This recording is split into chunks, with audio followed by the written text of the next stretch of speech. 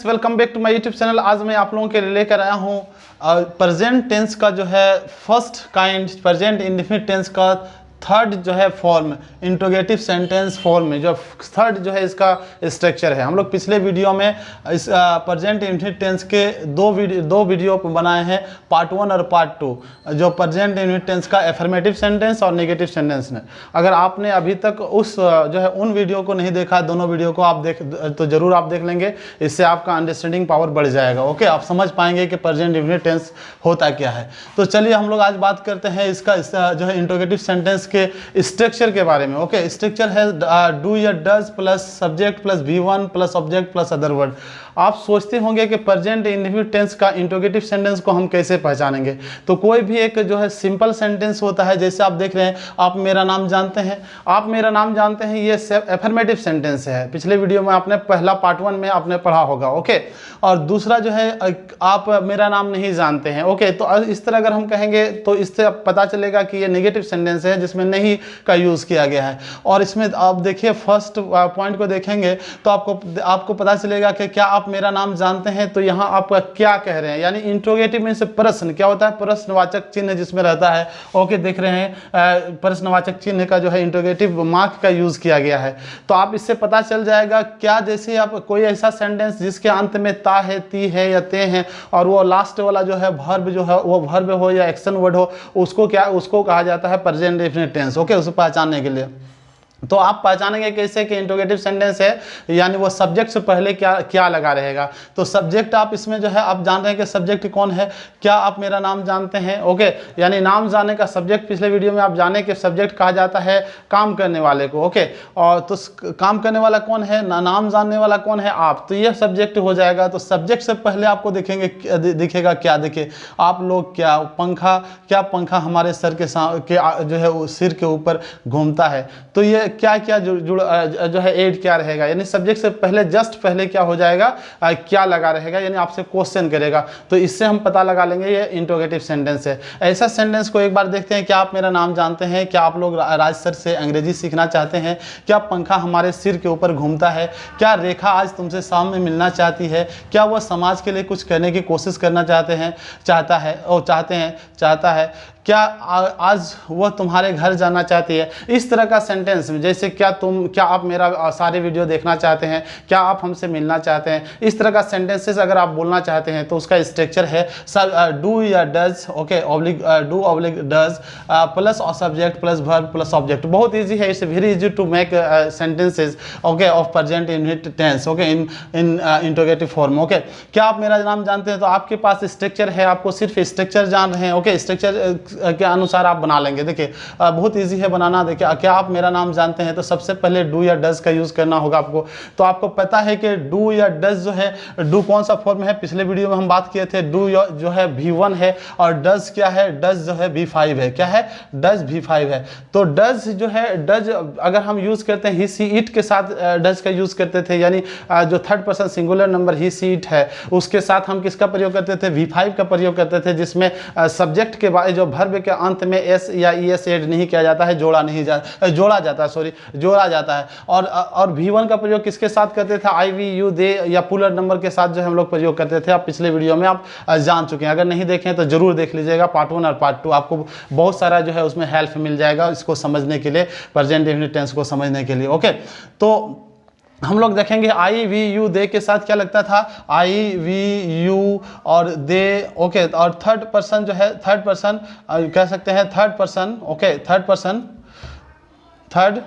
Person और puller number के साथ, किसके साथ, पुलर नंबर का PN, पुलर नंबर के साथ किसका प्रयोग करता था, क्या जाता है या क्या जाता था, वो जो है हम लोग पिछले वीडियो में जाने थे, वो V1 का प्रयोग किया जाता था। ओके, तो आप देख पा रहे हैं जैसा कि आपको पता चल रहा है। ओके, कि यहाँ जो है आप जो है यहाँ U है। ओके, U, तो इसके साथ क्या लगेगा, V1 का प्रयोग करेंगे। किसका प्रयोग करेंगे, V1 का प्रयोग करेंगे। इस अनुसार अगर हम इसको बनाते हैं तो क्या बनेगा, इसका बनेगा, अगर देखेंगे हम गौर से बनाएंगे तो सब्जेक्ट हमें पता है, पहले से ही सब्जेक्ट पता है। सब्जेक्ट क्या है, आप, तो यहाँ पे हम जो है इसे आप लगाए, यू लगाए, तो यू के आगे हम क्या प्रयोग करेंगे, डू का प्रयोग कर देंगे। किसका प्रयोग करेंगे, डू डू यू। सब्जेक्ट हो गया, डू के बाद सब्जेक्ट। सब्जेक्ट मतलब क्या होता है? सब्जेक्ट मीन्स होता है सब्जेक्ट उसी को कहा जाता है जो काम करता है, काम करने वाले को सब्जेक्ट कहा जाता है। यानी नाम जानने का काम कौन करता है? आप कर रहा है।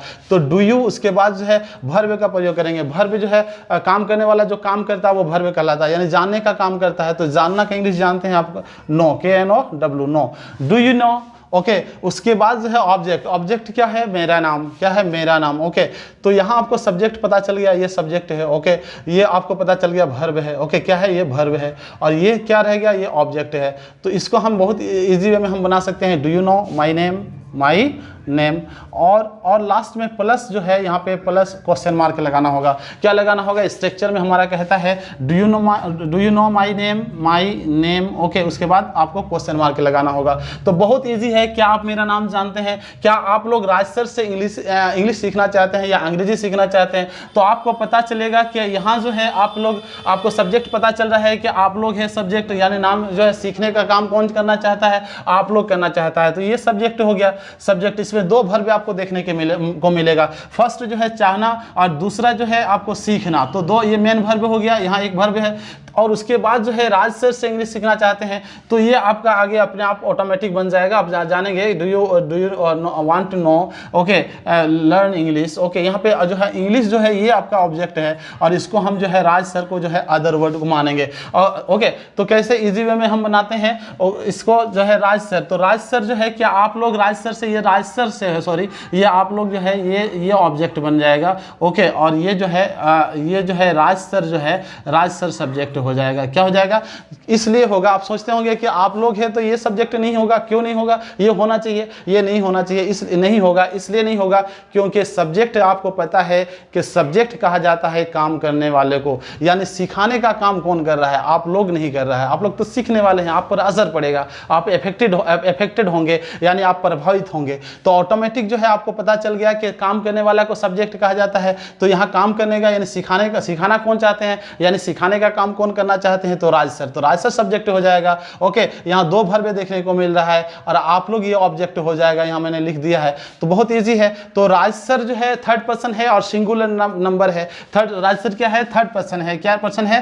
Third person. ओके और थर्ड पर्सन और सिंगुलर नंबर है। कौन नंबर है? सिंगुलर। सिंगुलर नंबर कहा जाता है जिसमें सिंगल होता है। Okay third person singular number एक है तो उसके साथ किसका प्रयोग किया जाता है? उसके साथ V5 का प्रयोग किया जाता है, यानी डज का प्रयोग किया जाता है। V5 का प्रयोग किया जाता है राज सर के साथ, यानी थर्ड पर्सन सिंगुलर नंबर के साथ हम V5 का प्रयोग करेंगे। इसका मतलब V1 में हम जो है क्या जोड़ेंगे? ऐड करेंगे, ES ऐड करेंगे, यानी हमारा क्या हो जाएगा? डज हो जाएगा। क्या हो जाएगा? तो डज। तो डज हमको है क्या के लिए हमको क्या लगाना होगा राज सर के आगे? तो डज। ओके डज हो गया। और सब्जेक्ट पर उसके बाद है सब्जेक्ट। सब्जेक्ट किसको कहा जाता है? काम करने वाले को। तो राज सर ही ना काम करने वाले हैं, यानी सिखाने वाले हैं। तो यहाँ पे राज सर हो जाएगा, डज राज सर। क्या हो जाएगा?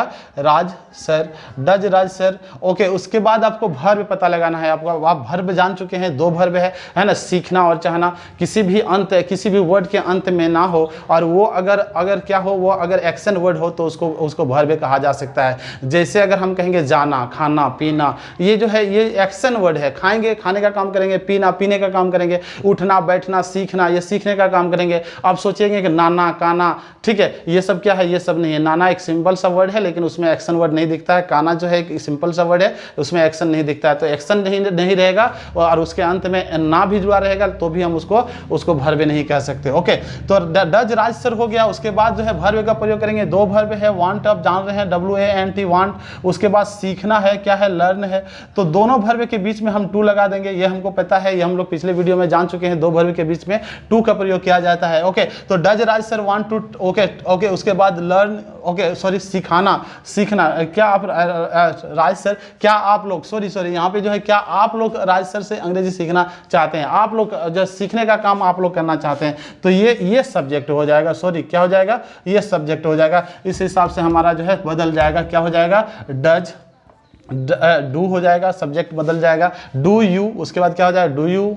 ओके डू यू हो जाएगा, क्योंकि सीखने का काम आप करेंगे, सिखाने का भले काम नहीं कर रहे हैं यहाँ पे, क्योंकि सीखने का काम कर रहे हैं, एक्शन आप करेंगे। ओके वो आप तो अभी चाह रहे हैं, ओके सिखाने का काम जो है राज सर नहीं कर रहे हैं। क्या आप लोग सीखना चाहते हैं तो डू यू। ओके उसके बाद दो वर्ब दिखा आपको, वांट, ओके उसके बाद सीखना, ओके लर्न, ओके लर्न। तो दोनों वर्ब के बीच में क्या लगेगा टू, दोनों वर्ब के बीच में, दो वर्ब के बीच में टू लगाया जाता है। तो do you want to learn, okay English. उसके बाद क्या है इंग्लिश ये ऑब्जेक्ट हो जाएगा, इंग्लिश ये सीखेंगे आप, ऑब्जेक्ट है ना, ऑब्जेक्ट हो जाएगा इंग्लिश, क्योंकि उस असर तो उसी पर पड़ेगा। Do you want to learn English, और राज सर से, तो उसको इंग्लिश में क्या कहेंगे, फ्रॉम राज सर। ओके बहुत आसान है राज सर, वहाँ मिसअंडरस्टैंडिंग हुई थी ओके बताने में।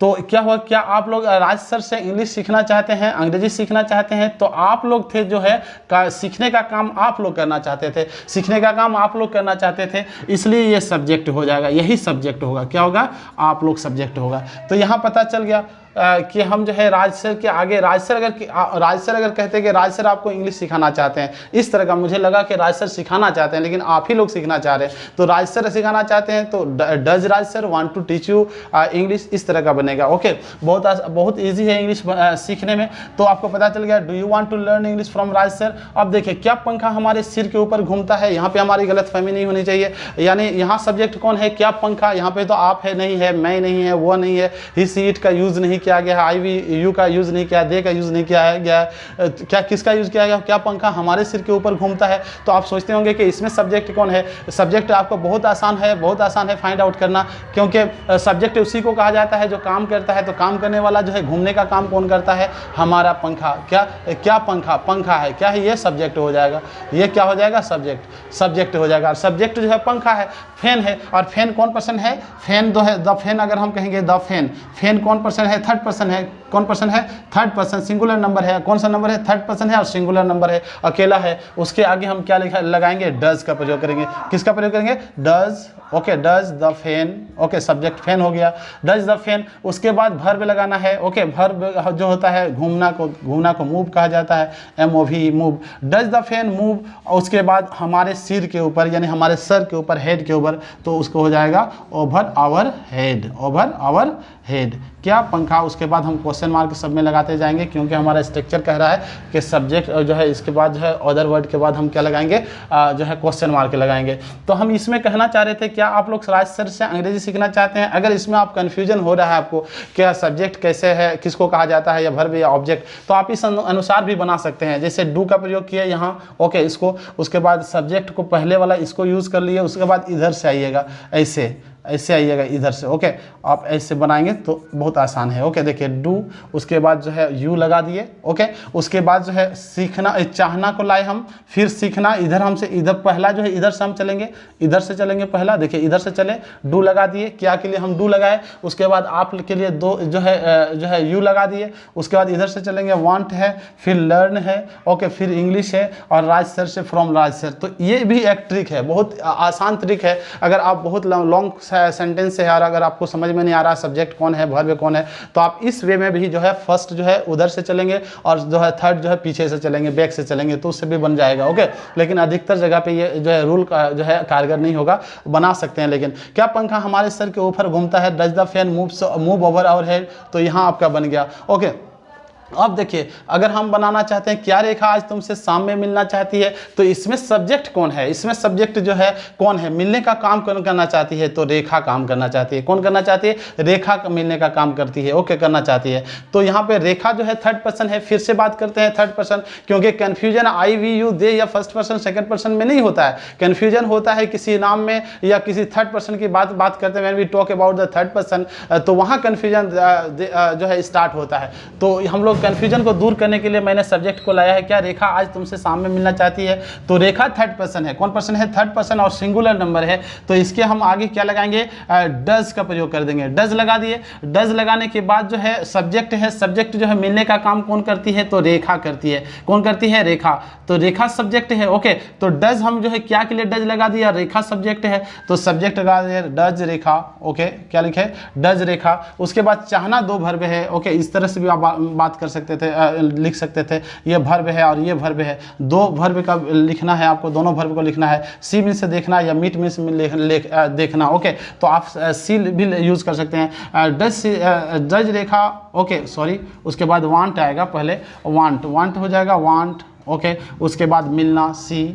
ओके, दोनों वर्ब के बीच में टू लगाएंगे। Okay, does Rekha want to see, और उसके बाद तुमसे यू।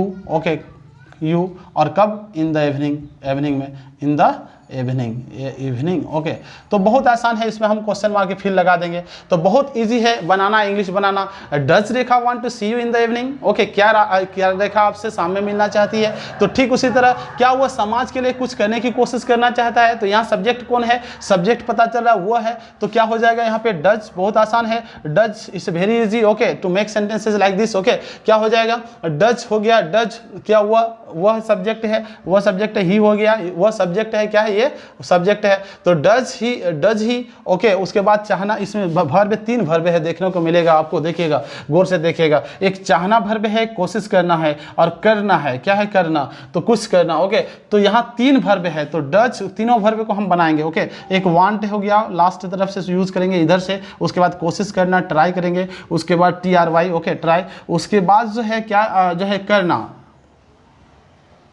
डू। ओके, क्या लगेगा? डू मिस करना होता है, क्या होता है? डू मिस करना। तो ये जो वर्ब 2 दिख रहा है, इसके बीच में हम टू लगाएंगे, और ये दोनों वर्ब के बीच में टू लगाएंगे, यानी does he want to try to do. Okay, और कुछ। ओके, कुछ, देखिए, कुछ का मतलब होता है समथिंग, क्या होता है? समथिंग। ओके, समथिंग, और उसके बाद है समाज के लिए, फॉर द सोसाइटी। समाज के लिए को इंग्लिश में क्या कहेंगे? For the society, for the society. तो बहुत आसान है, और उसके बाद क्वेश्चन मार्क लगा देंगे। डज क्या लगाएंगे? Does he want to try to do something for the society? क्या वो समाज के लिए कुछ करना चाहता है? क्या आप मेरे लिए कुछ करना चाहते हैं? Do you want to do do you try to do something for me? क्या आप मेरे वीडियो देखने की कोशिश करना चाहते हैं? Do you want to try to watch my जो है वीडियोज? इस तरह, क्या आप मेरे चैनल को सब्सक्राइब करना चाहते हैं? Do you want to try to है जो है सब्सक्राइब माई चैनल? क्या आप मेरे चैनल को सब्सक्राइब करने की कोशिश करना चाहते हैं? इसका हो गया do you want to try to subscribe my channel. क्या आप मेरे चैनल को सब्सक्राइब करना चाहते हैं? Do you want to subscribe my channel. इस तरह से बहुत इजी। क्या आप मेरे इस मार्कर को लेना चाहते हैं? Do you want to take my marker, this marker. इस तरह का हम सेंटेंस बनाएंगे। क्या आप मुझे देखना चाहते हैं? Do you want to look me, do you want to see me. इस तरह का बनाएंगे। ओके, तो अब नेक्स्ट में देखेंगे, क्या आज वह तुम्हारे घर जाना चाहती है? तो क्या आज वह तुम्हारे घर जाना चाहती है, तो हम इसके लिए हम क्या लगा दिए? डू लगा दिए। लेकिन वह है, क्या है? वह है, थर्ड पर्सन है, इसके साथ जो है V5 का प्रयोग किया जाता है। किसका प्रयोग किया जाता है? V5 का। तो V5 के लिए हम डज लगा दिए, डज। उसके बाद सब्जेक्ट पता है, ये है वह, क्या है? वह डज सी लगा दिए, डज सी। ओके, उसके बाद वर्ब देखेंगे, 2 वर्ब है। ओके, चाहना और जाना, तो वांट लगा दिए, वांट। ओके, और जाना जो है गो। ओके, तो ये दोनों वर्ब के बीच में क्या लगता है? टू लगता है। तो does she want to go, उसके बाद तुम्हारे घर, है ना, to your house, to your house. आप सोचते होंगे कि 2 वर्ब के बीच में टू लगा। ओके, लेकिन यहाँ टू क्यों लगा? तो जब भी एक आदमी एक जगह से दूसरे जगह जाता है तो इसके बीच में टू जाता है, टू लगता है। मान लीजिए यहाँ राम है और ये जाना चाहता है, किसी का घर जाना चाहता है, या पटना जाना चाहता है। ओके, तो यहाँ से जो अपना घर में ये है, ओके, अपना घर के सामने है और अपने घर से निकल के वो पटना जाना चाहता है, तो एक जगह से दूसरे जगह अगर डेस्टिनेशन पता है, डेस्टिनेशन का नाम पता है, तो टू लगेगा। ओके, जैसे डेस्टिनेशन हमको पता है कहाँ जाना है, तो पटना जाना है, तो पटना के जो है के बीच में, दोनों के बीच में जहाँ से जाएगा, ओके, एक जगह से दूसरे जगह जाने के लिए, यानी अपने घर से जा रहा है, कहाँ जा रहा है? उसका हाउस जा रहा है, तुम्हारा घर जा रहा है, आपका घर जा रहा है, तो इसके बीच में टू लगेगा। ओके, इसमें कोई कंफ्यूजन नहीं होगा। लेकिन अगर रहेगा क्या तुम वहाँ जाना चाहते हो, तो do you want to go there, वहाँ पे गो देयर हो जाएगा, गो देयर। इस दोनों के बीच में टू का यूज नहीं होगा। क्यों नहीं होगा? क्योंकि वहाँ डेस्टिनेशन पता नहीं, वहाँ कहाँ, वहाँ ओके, उसका नाम पता नहीं है। ओके, नाम अगर मेंशन रहेगा, नेम अगर मेंशन रहेगा, पता चलेगा कि वहाँ उस जगह का नाम अगर पता होगा, तो उस दोनों के बीच में है क्या लगेगा?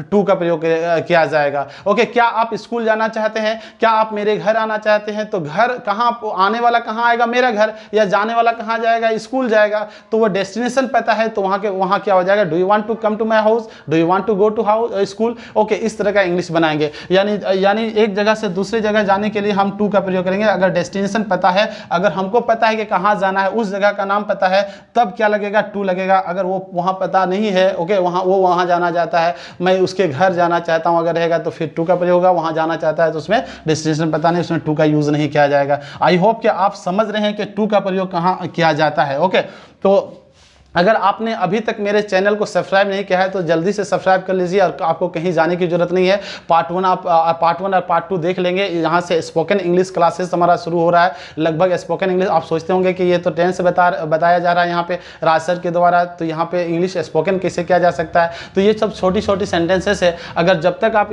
अगर टेंस को अच्छा से नहीं पढ़ लेंगे, जब तक आप बोलना नहीं सीखेंगे, तब तक आप स्पोकन किसको कहा जाता है? स्पोकन में से बात करना। तो बात करने का तरीका है, क्या आप चाय पीना चाहते हैं मेरे साथ? Do you want to take tea with me? क्या आप मेरे साथ स्कूल जाना चाहते हैं? Do you want to go with me to school? इस तरह का हम सेंटेंसेस बनाएंगे। तो जितना the more you speak the more you जो है try to speak the more you learn, जितना ज़्यादा आप बोलेंगे या जितना ज़्यादा कोशिश करेंगे उतना ज़्यादा आप इंग्लिश सीखेंगे। ओके, तो ये जो है ये आपको जो है इतने सारे सेंटेंसेस, 6 सेंटेंसेस, मैंने 6 सेंटेंसेस आपको बताया। ओके, और कमेंट बॉक्स में जो है आपका देखिए क्या आप आज वहाँ जाना चाहते हैं? ओके, क्या लोग तुम्हें पसंद करते हैं? क्या तुम मुझसे प्यार करते हो? क्या वो तुमसे बात करना चाहती है? क्या आप क्रिकेट खेलना पसंद करते हैं? तो ये सब जो है 5 जो है सेंटेंसेस आपको दिया है मैंने। कमेंट बॉक्स में जरूर बताएंगे कि इसका इंग्लिश अगर आप सीखे होंगे या समझ रहे होंगे मेरे वीडियो को देखने के बाद, अगर आप सीख रहे हैं तो आप जो है जरूर इसको कमेंट बॉक्स में बना के दिखाएंगे। ओके, नंबर वाइज बना के दिखाएंगे। ओके, और जो है आप जो है प्रैक्टिस हमने लिखा है, प्रैक्टिस एटलीस्ट 50 सेंटेंसेस। आप जो है ना घर में आसपास में अपने दोस्तों के साथ, ओके, रात में सोते समय कम से कम 50 सेंटेंसेस लगातार डायरेक्टली इंग्लिश में बोलिए। हिंदी नहीं बनाना, you have not to make Hindi sentences, just speak जो है directly in English. Okay, directly आपको जो है इंग्लिश में बात करना है। ओके, तो इस तरह से आपका 50 सेंटेंसेस। आप सोए हुए हैं, क्या मैं सोना चाहता हूँ? Do I want to sleep? इस तरह इंग्लिश। क्या मैं पानी पीना चाहता हूँ? Do I want to drink water? क्या तुम मेरे घर आना चाहते हो? Do you want to come to my house? क्या आप इंग्लिश सीखना चाहते हैं? Do you want to learn English? क्या तुम जो है मुझसे मिलने की कोशिश करना चाहते हैं? Do you want to try to see me? इस तरह का इंग्लिश जितना ज़्यादा बोलेंगे, जितना ज़्यादा प्रैक्टिस करेंगे, the more you practice the more you learn. Okay, जितना ज़्यादा आप जो है कोशिश करेंगे बोलने की, उतना ही ज़्यादा आप बोल पाएंगे। तो ओके, आप आई होप कि आप मेरे वीडियो को मेरे इस प्रेजेंट इंडेफिनिट टेंस का इंट्रोगेटिव सेंटेंस को समझ गए होंगे। देखते रहिए, कीप वॉचिंग माई वीडियोज, है ना। नेक्स्ट वीडियो का इंतजार कीजिए। Thank you, have a nice day.